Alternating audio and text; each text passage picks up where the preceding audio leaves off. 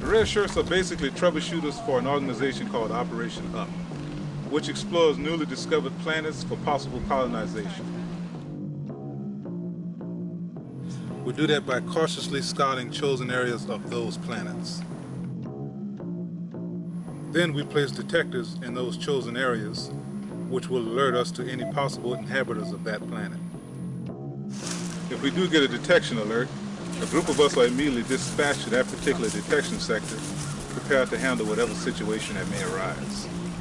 Most of the time, whatever it is that set off the detector is usually gone by the time we arrive. But sometimes,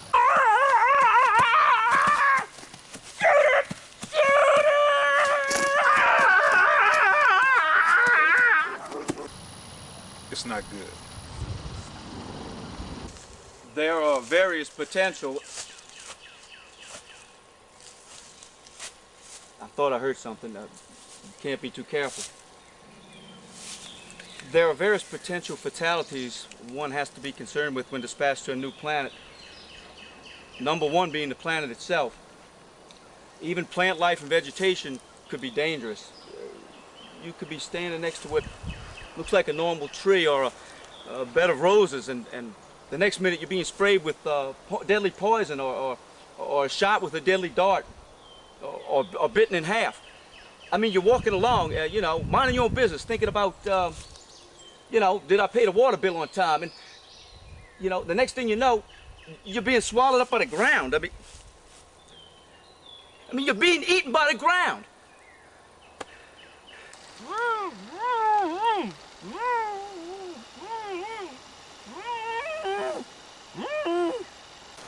And God forbid you wind up on a planet with more than one sun.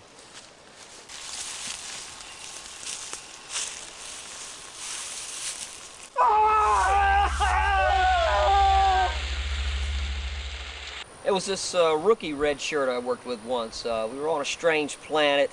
He took a bite out of a piece of fruit. Within about 2 minutes, he was puking his guts up. I mean, literally puking his guts up. Puked up his heart, his lungs, his small intestine, his large intestine, his, that little squiggly thing next to the small intestine.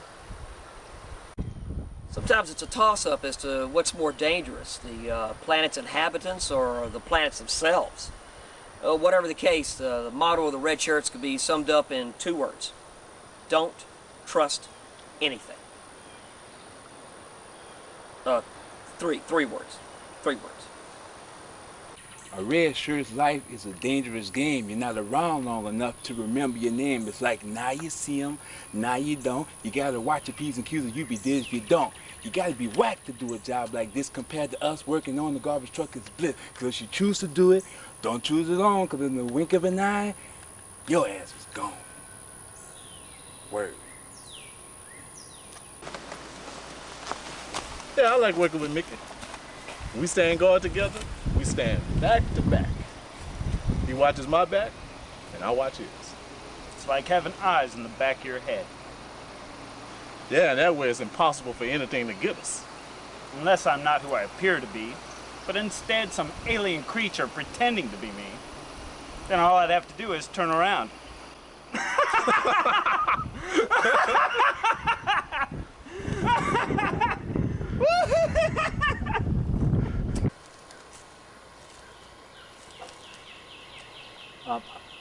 I come from a long line of red shirts. A couple of generations of red shirts. My father was a red shirt, his father was a red shirt, and his father was a red shirt. And they were all killed in the line of duty. My father was killed when his crew got a distress signal from an alien race who wanted them to take them somewhere. I have no idea where, but they wanted to go somewhere. And when my father's captain refused to take them where they wanted to go, the alien captain got angry and turned my father, who had absolutely nothing to do with the decision not to take these people where they wanted to go, turned my father into a cube of salt, a little cube of salt. I mean, I don't want to sound like sour grapes or anything, but shouldn't he have turned the captain into a cube of salt? I mean, after all, it was his idea not to take these people where they wanted to go, not my father's. But what are you gonna do, you know? My grandfather was killed due to a malfunction in transportation equipment. He and 3 other redshirts were transporting down somewhere when they were accidentally transported inside, 20 feet inside of a mountain. I mean, their molecules were meshed, merged inside of a mountain, with the mountain. I mean, common sense. If you're going to be transporting people all over the galaxy, you've got to check your transportation equipment. My great-grandfather, and this is actually an interesting story, my great-grandfather was officially listed as the first redshirt killed in the line of duty. I mean, this is in the books. First redshirt killed in the line of duty. He was picking up some dirt samples from this new planet when he was suddenly decapitated by a Degorian headhunter. I mean, gotta bear in mind, this is way before we had the detection alerts and everything, so nobody really knew that there were headhunters on Degoria. But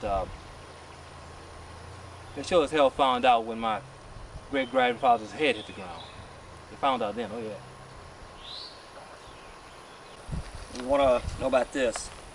Now, I lost my arm on a rock collecting expedition. I picked up what I thought was a rock, and it some kind of life form. It spewed out this blob of acid. It started eating up my hand, my wrist, and was headed for my shoulder when my partner, rest his soul, and ran up, pulled his laser gun, and just blew the rest of my arm off. It's probably the nicest thing anybody's ever done for me. Sorry.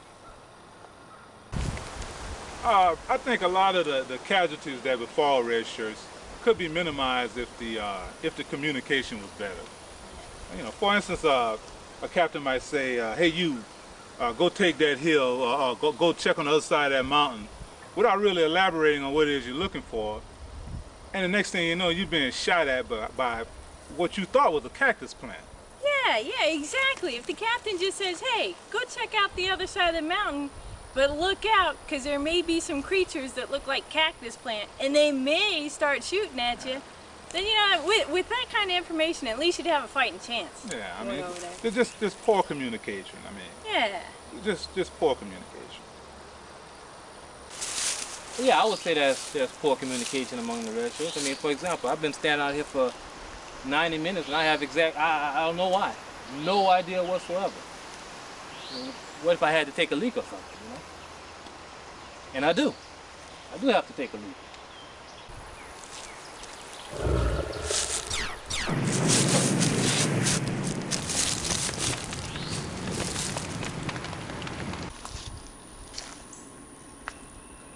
I don't want to sound pessimistic, but the average life expectancy of an active red shirt in the field is about 2 years.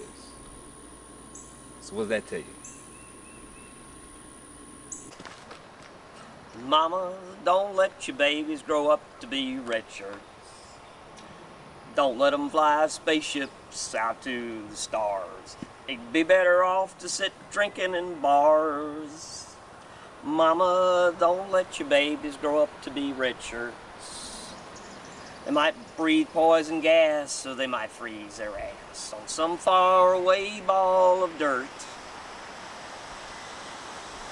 There's a joke going around the organization about the red shirts. And it goes, how many red shirts does it take to screw in a light bulb? And the answer is none, because they're all dead. Which, to To me, I don't think that's very funny because, I mean, these guys are out here risking it.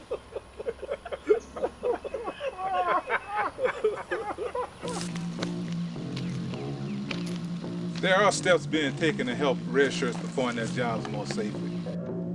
For instance, robots are being sent to new planets prior to red shirts descending down in case there are any lurking dangers. The Red Shirt Union has been sitting down together with the organization leaders to help iron things out. I just hope I'm still alive when it's all finally resolved. Sorry guys, I've got to run. I got to report to the rendezvous spot. I guess I'll see you later. I hope.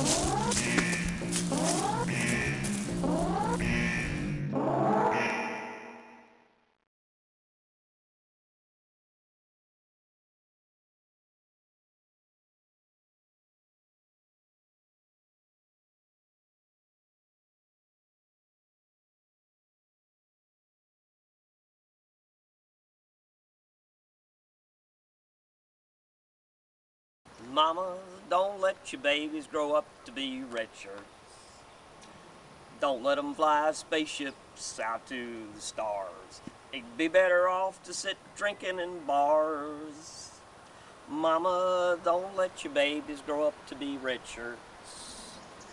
They might breathe poison gas, or they might freeze their ass on some faraway ball of dirt.